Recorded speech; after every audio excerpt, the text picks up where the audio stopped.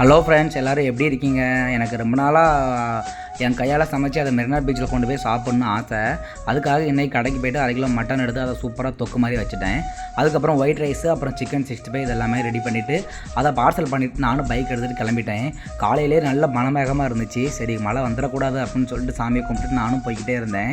உண்மையிலே கிளைமேட் ஜில்லுன்னு அழகாக இருந்துச்சு. பட் மழை வந்துச்சுன்னா சாப்பிட முடியாது, வீடியோ போட முடியாது. நானும் பயந்துக்கிட்டே பைக் ஓட்டிகிட்டு போயிட்டு இருந்தேன்.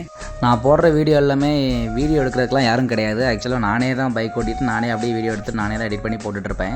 அப்படியே போகிற பாதையில் அப்படியே வேடிக்கை பார்த்துட்டு போயிட்டு இருந்தேன். உங்களுக்கு மழை டைமில் என்ன ஃபுட்டு சாப்பிட பிடிக்கும் அப்படின்னு சொல்லிட்டு மறக்காமல் கமெண்ட் பண்ணுங்கள். அப்படியே நம்ம வீடியோவை பார்க்குறவங்க ஒரு சப்ஸ்கிரைப் பண்ணி லைக் பண்ணிட்டு போனீங்க, நானும் ஹாப்பியாக இருப்பேன்.